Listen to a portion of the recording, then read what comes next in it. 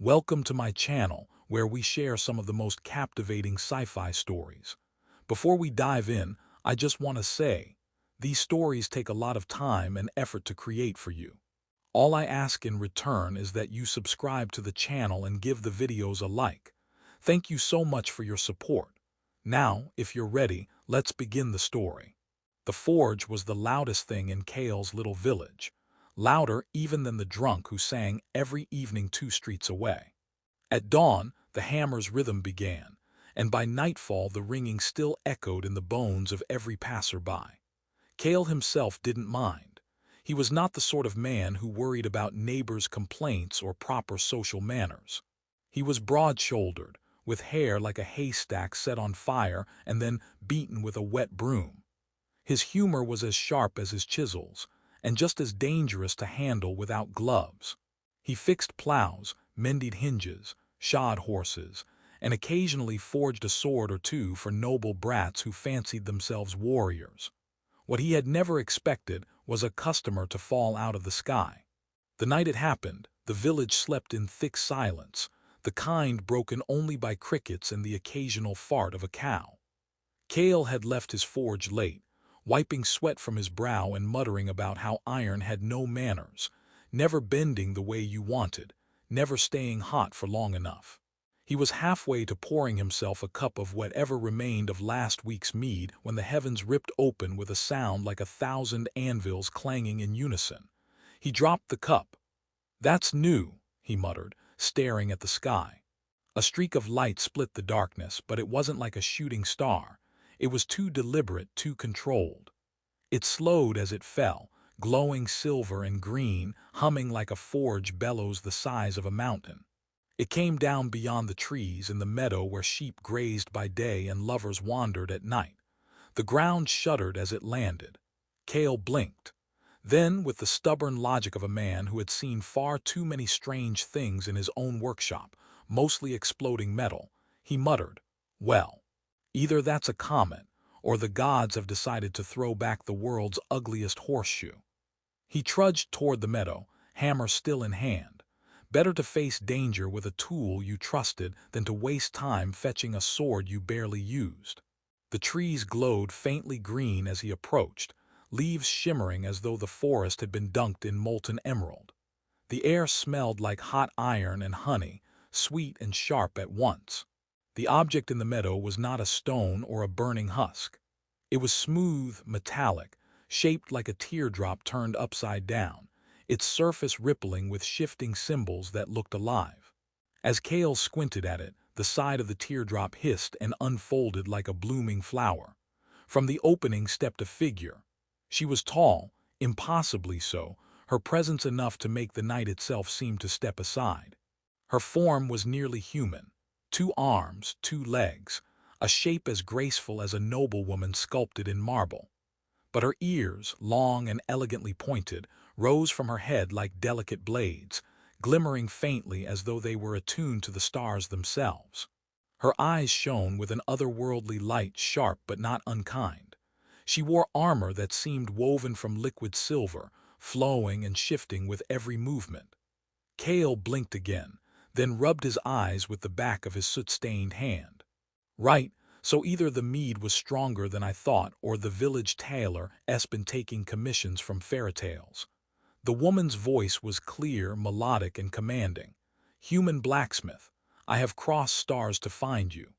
Kale's brow furrowed. "Crossed stars? You came all this way just to find me. Gods above, you could have sent a letter, cheaper postage, less dramatic entrance." Her gaze narrowed. "I seek the strongest forge on this world and the hand that commands it. I am Queen Liara of the Urandril Dominion. My people are threatened, my enemies vast. I need a sword unlike any other, a blade to turn the fate of war." Kale raised a hand as though halting a runaway horse. "Hold on. You're telling me you flew across the stars to ask me, a man who spends half his day fixing farming tools, to make you a sword strong enough to fight whatever. What did you say, enemies?" "Let me guess, big scary teeth claws." Her lips tightened as though unused to jest. "They are machines of death, endless and merciless. They consume worlds. You cannot joke about this." Can't I? Kale grinned, tilting his head. My whole life's been one bad joke. You're just the punchline with better ears. Her ears twitched, and for a brief moment the regal mask cracked. Was that the faintest smile? But then she straightened again. I chose you because your work is known. Even across stars, your name reached us. You have the patience to bend metal to your will, the fire to shape strength where there is none. Will you help me, Kale of Earth? Kale looked at her, then at her strange ship, then back at her ears, which he still swore would make fine hooks for drying laundry. He scratched his beard, muttered a curse, and sighed. I suppose it beats shoeing another donkey. All right, Your Highness. I'll help you forge your universe-saving toothpick, but just so you know, no refunds, no discounts, and if it breaks, you're not getting your money back. Her eyes gleamed like twin suns. Then it begins. Great, Kale muttered. Next time, try knocking before landing in my sheep pasture. Kale woke the next morning with a sore neck, a head full of smoke, and the distinct sensation that the night before might have been an elaborate hallucination. He shuffled to his forge, rubbing his eyes, prepared to see nothing more extraordinary than half-finished horseshoes, and an iron kettle that stubbornly refused to hold water without leaking. But when he stepped outside, there it was, the silver teardrop ship gleaming in his meadow, humming like an enormous beehive with a bad attitude. And leaning against its side, arms crossed and gaze sharp as a dagger, stood the alien queen. Kale muttered something unprintable under his breath. So it wasn't the mead after all. Liara inclined her head slightly, her long ears catching the morning light. You doubt what you witnessed. No, no, I believe it, Kale said, scratching his beard. I just hoped it was a dream.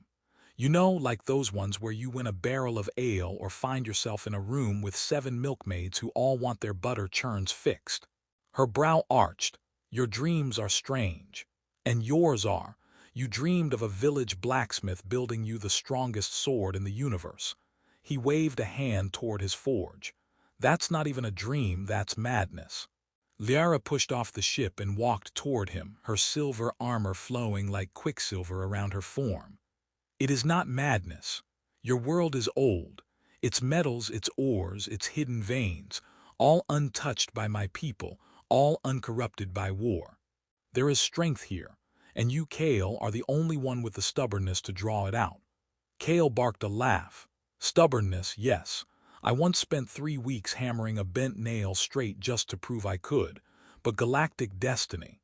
I think you're confusing me with someone taller, handsomer, and preferably sober. But despite the mockery, he felt his curiosity itch. He glanced back at his forge, the soot-blackened walls, the tools worn smooth by years of work. He'd forged steel from the ore of the mountain, blades that had lasted generations, tools strong enough to plow through rocky soil.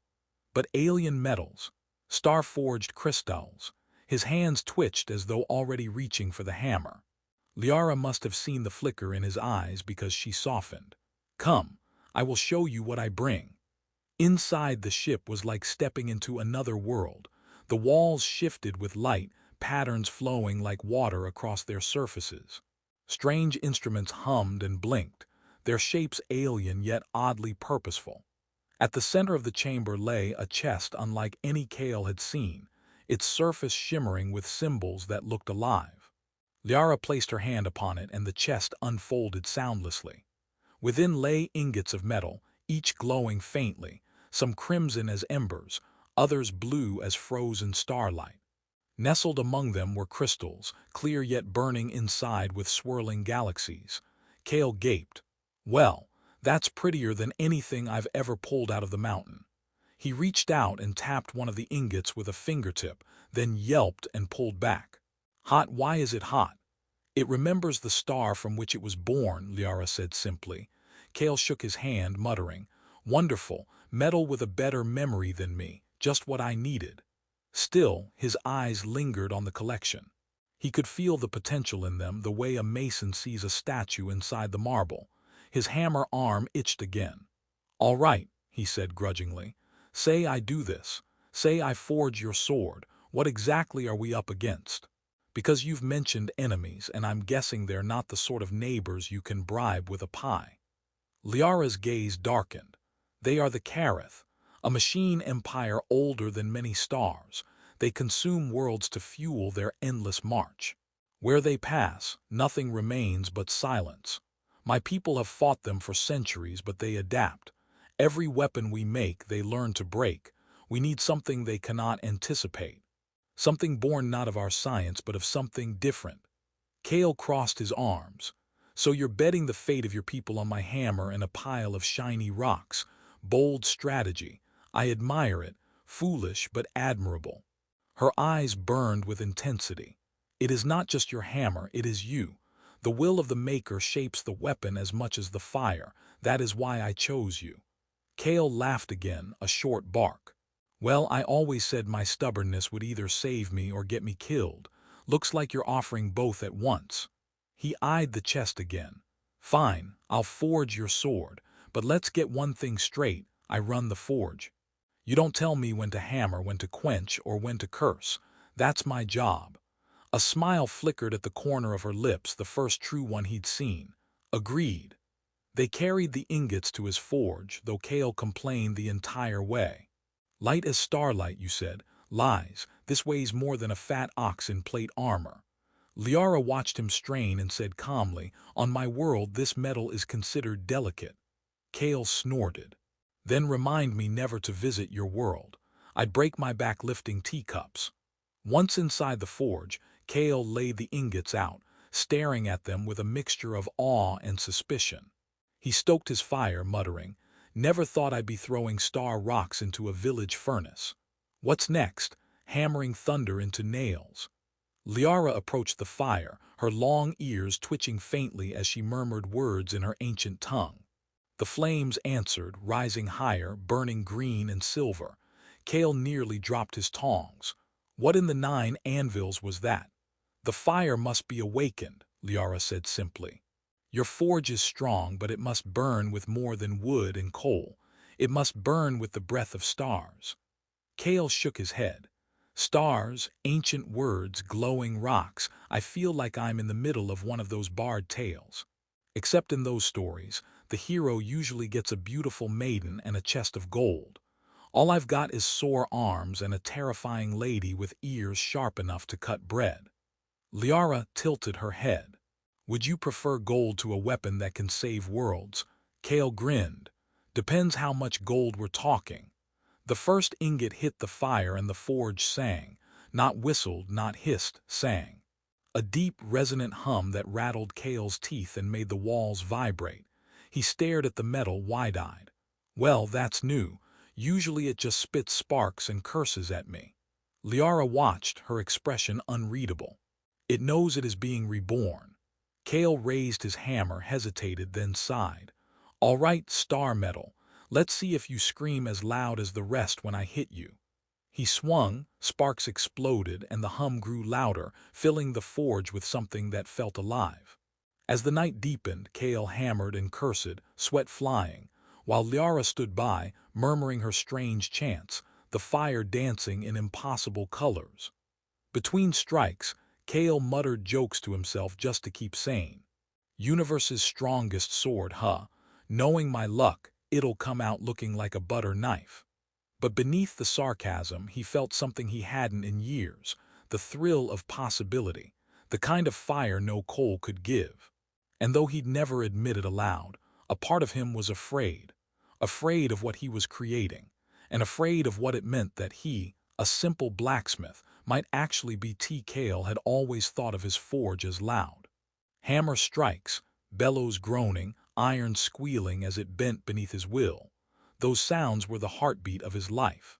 But compared to what it had become with Queen Liara at his side, it now felt less like a forge and more like the center of some cosmic orchestra. The flames sang, the metals hummed, and the very air quivered as if it were alive. He half expected the chickens outside to start clucking in harmony. At first, Kale tried to treat the alien metals like any other, heat, hammer, quench. But they resisted in strange ways. One ingot, bright as molten ruby, split apart and rejoined itself the moment he struck it. Another glowed blue and sang like a harp string every time his hammer landed, vibrating so hard it shook nails out of the walls. And the crystal, oh, the crystal was the worst. He hadn't even dared to hit that yet. Every time he got close, it pulsed faintly, like it was glaring at him for considering it. This isn't blacksmithing, Kale muttered after an hour of failed attempts. This is sorcery with extra paperwork. Liara stood nearby, hands folded, her ears twitching slightly in what he'd learned was her version of amusement. The materials are alive in their own way. They will not yield to brute force alone. Kale raised his hammer again, sweat dripping from his brow. I'll have you know, brute force and stubbornness have gotten me through life just fine. I once hammered a nail for 3 days until it gave up and agreed to be straight. This will require more than persistence. Oh, wonderful, Kale grumbled, slamming the red ingot again. It shuddered, then split in half like bread dough. Both halves quivered, then zipped back together as though mocking him. See that? Even the metal thinks I'm a fool. I can't even win against rocks anymore. Liara stepped forward, her voice low, almost a chant. She whispered words Kale didn't understand, syllables that seemed to vibrate in his bones. The ingot glowed brighter, its shape softening under her tone. She gestured to Kale. Now. He swung, and this time, instead of resisting, the ingot bent, singing loudly as it stretched beneath his hammer. Sparks danced across the floor in green and gold. Kale blinked. Well, looks like the metal likes you better. Figures. Everything does. It yields because I speak its name, Liara said. Each element remembers its birth. To shape it, you must honor that memory. Kale snorted. Honor its memory. I've been dishonoring iron for years and it never complained. Perhaps that is why your iron is so brittle compared to this. Brittle. Kale bristled. I'll have you know my iron could stop a cow at full charge. Do your enemies often come in the form of charging cows? She asked with a perfectly straight face. He stared at her, then laughed despite himself. Point taken. Still, you could have warned me these rocks were temperamental, would have brought them flowers first. Liara's lips twitched, but she did not reply. Instead, she guided him through the strange rhythm of the work. Her chants, his hammer, the forge flames dancing in colors he'd never seen before. Green one moment, violet the next, then a flicker of pure white that left afterimages in his eyes. The metal began to take form, stretching, narrowing, lengthening. Slowly, impossibly, it started to resemble a blade. Between hammer blows, Kale grunted. So, tell me, your radiant majesty, what happens if we actually finish this thing? You run off to stab your metal bogeyman, and I go back to shoeing horses. Liara's gaze didn't leave the blade.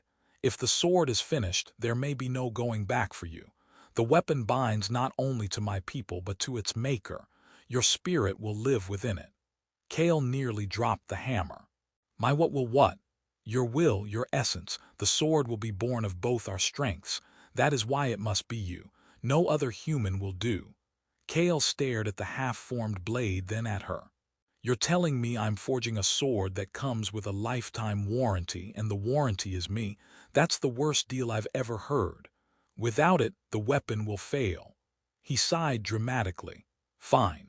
But if my essence ends up stuck in that thing, you'd better promise me it won't be used to chop vegetables. I don't want to spend eternity dicing onions. Liara blinked, clearly trying to decide if he was serious. Then softly she laughed.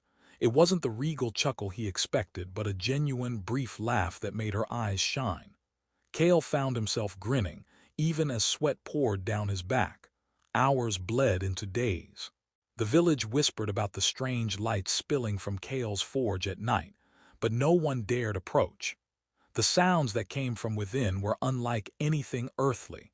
Hums, crackles, and voices speaking languages no one knew. Kale grew gaunt with work, but the stubborn fire in him never dimmed. Liara's chants grew stronger, steadier, as if the sword pulled power from them both. Yet, for all their progress, the work was far from smooth. At one point, the blue ingot shattered entirely under Kale's hammer, spraying shards across the room. One shard embedded itself in his boot, glowing like an angry coal. He hopped around, shouting, "Blast it! I'm being attacked by my own shoes." Liara smothered a smile as she knelt to pry the shard free with her silver-gloved fingers. "You must respect the rhythm. Strike too soon and it rebels." "Rebels? It stabbed me in the foot." Kale winced, then muttered, "Bloody temperamental starlight. I miss normal iron. Iron never tried to eat me." But he learned. Slowly, grudgingly, he matched her rhythm, finding a strange harmony between her starborn chants and his stubborn hammering. He stopped thinking of the metals as enemies to be conquered and more like stubborn apprentices, ones that needed coaxing as much as force. By the end of the third week, the weapon's outline was clear. A blade long and elegant, sharper even in its half-finished state than any sword Kale had ever seen. Its surface shimmered with shifting colors, sometimes red, sometimes silver, as though the stars themselves were trapped inside. Kale leaned on his hammer, exhausted.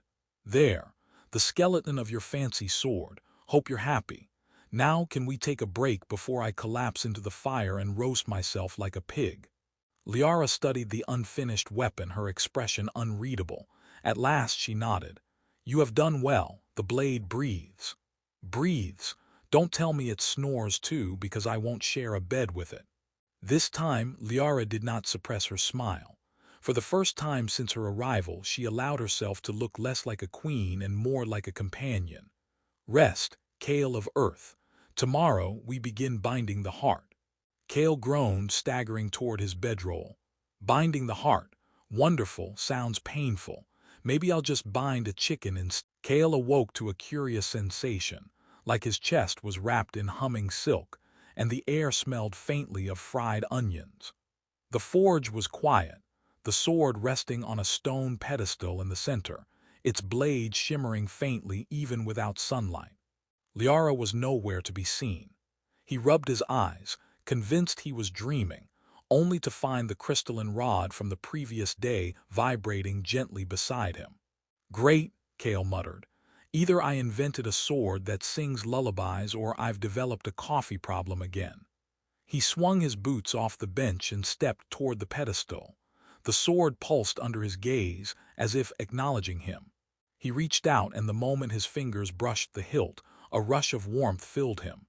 His knees buckled slightly, and he laughed nervously. "Okay, that's unsettling.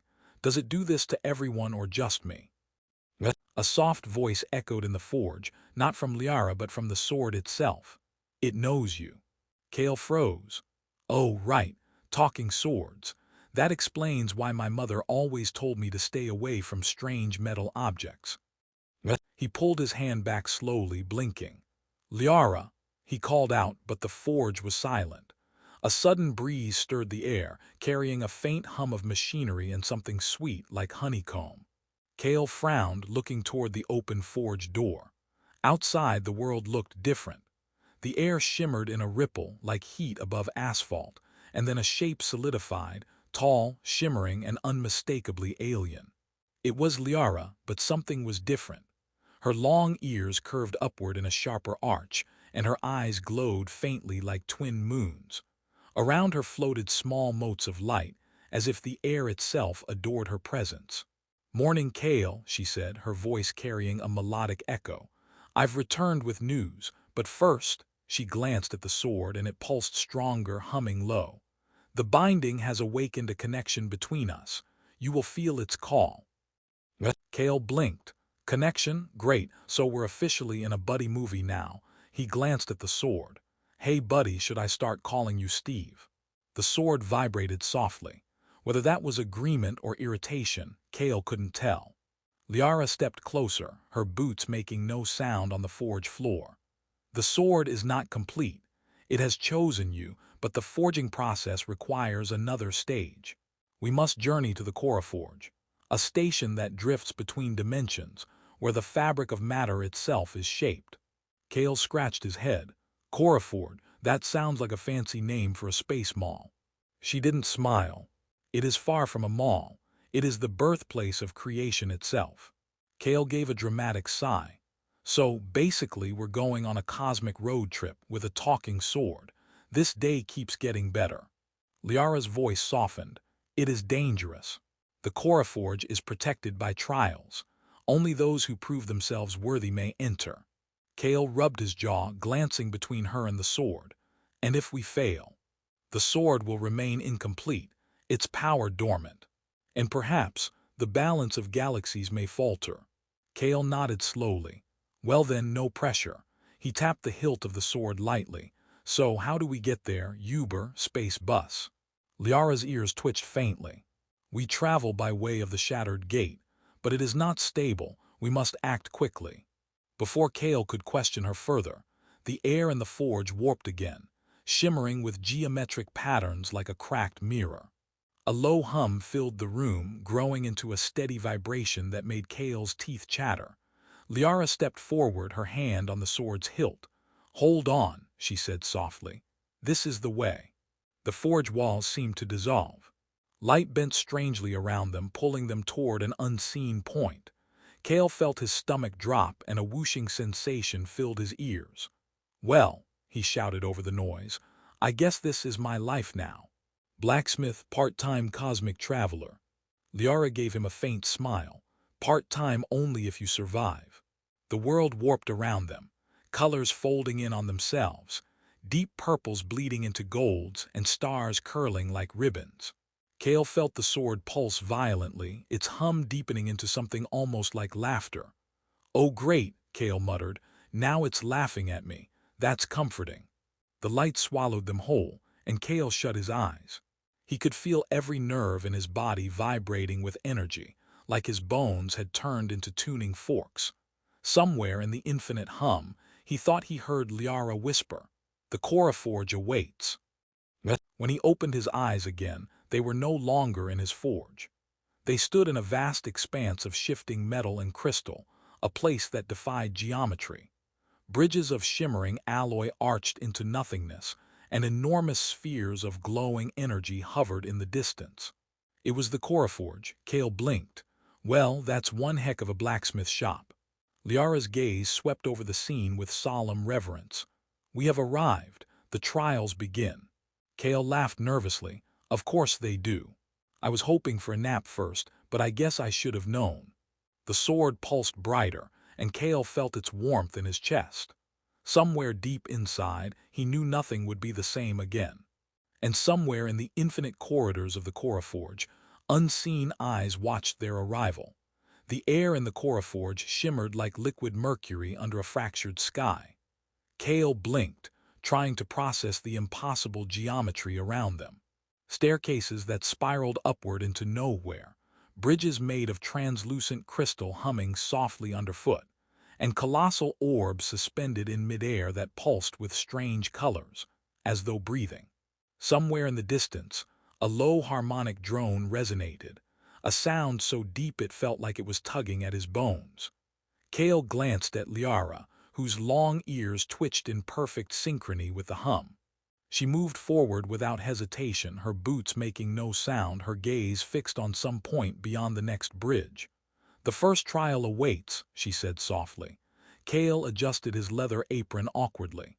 "First trial, fantastic. I was hoping for tea first, but sure. Why not start with cosmic jeopardy?" Liara didn't answer. She led him across a bridge that seemed to ripple beneath their steps. Kale kept expecting it to collapse, but it remained firm, though it bent light strangely so that, when he looked down, the floor beneath him appeared to be filled with moving constellations. "This place," Kale murmured, "is either spectacular or I've wandered into a cosmic IKEA showroom." Liara's ears flicked, and she shot him a sidelong glance. "Focus."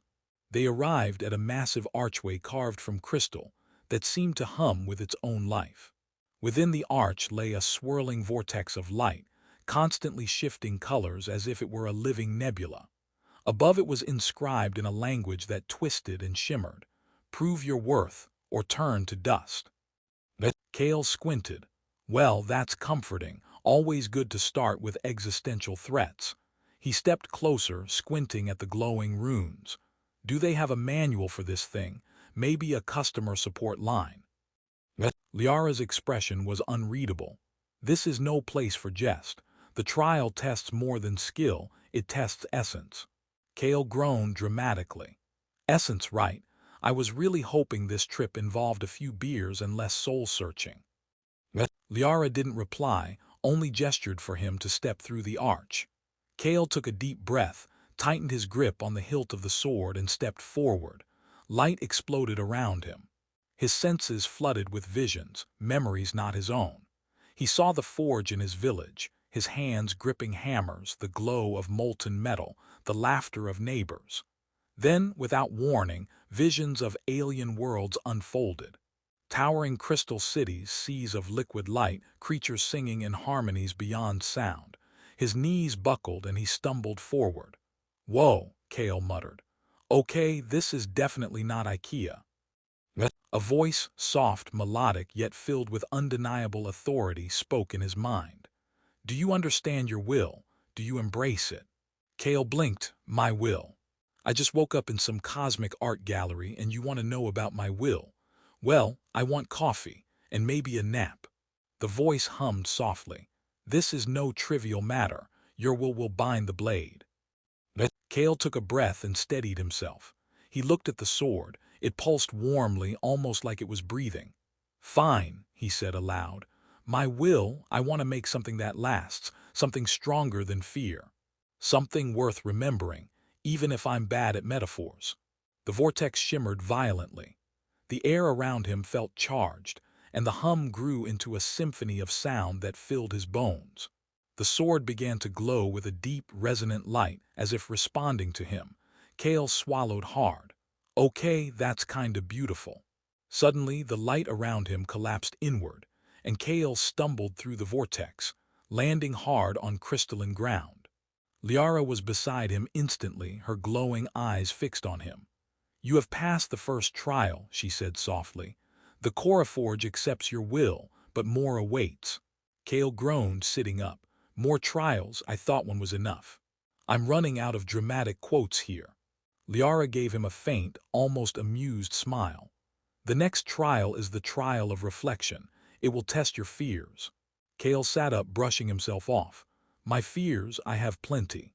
Mostly involving running out of coffee, falling into a vat of molten metal, and awkwardly explaining to future generations why I agreed to forge a sword for an alien queen."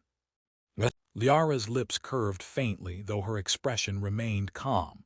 "It is your essence that the trial seeks. You must confront it willingly. Only then can the sword awaken fully." Kale groaned again. "Confront my essence. Sounds like my mother's advice on dieting. Not exactly reassuring." They continued forward, through a labyrinth of bridges and glowing passageways. The Coraforge shifted around them, corridors folding and unfolding in impossible ways. Stars swirled in patterns overhead, and strange constellations shimmered in the distance, some familiar, others unrecognizable. Kale found himself laughing nervously at the absurdity of it all. "This place," he said softly, "is basically the universe's art project, and I'm the reluctant intern." Liara glanced at him, her glowing eyes steady. "Reluctance is not a flaw, Kale. It is the beginning of choice." Kale blinked. "Choice, huh? Well, I choose to survive this thing, and maybe get paid in something other than cosmic trauma." She said nothing, only led him onward. Somewhere deep within the Coraforge, the next trial waited, and Kale knew it would not be anything like the forge back home. The sword pulsed again, warmly, almost impatiently, like it was urging him forward. Kale adjusted his grip on its hilt, muttering, "All right, Steve, let's see what's next." And with that, they stepped into the shimmering corridor where fears became reality. The trial of reflection was not what Kale expected.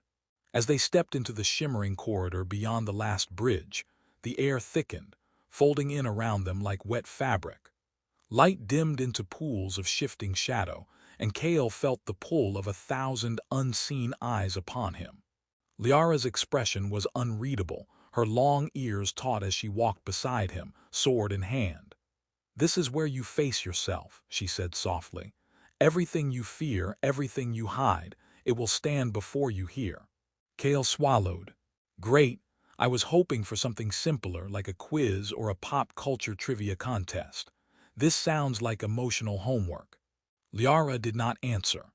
As they moved deeper into the corridor, Kale felt the air grow heavier, as if the Coraforge itself was breathing around them. Shapes began to form, hazy figures that shimmered and shifted. At first they were faint, flashes of faces from Kale's past, his childhood in the Forge village, his father's stern expression, his mother's laughter. Then the visions grew sharper. He saw himself as a blacksmith, not just in a forge but in battlefields across countless worlds, hammer raised against impossible enemies. He saw failure too, the forge collapsing, flames smothered in smoke, the faces of friends lost. Each vision struck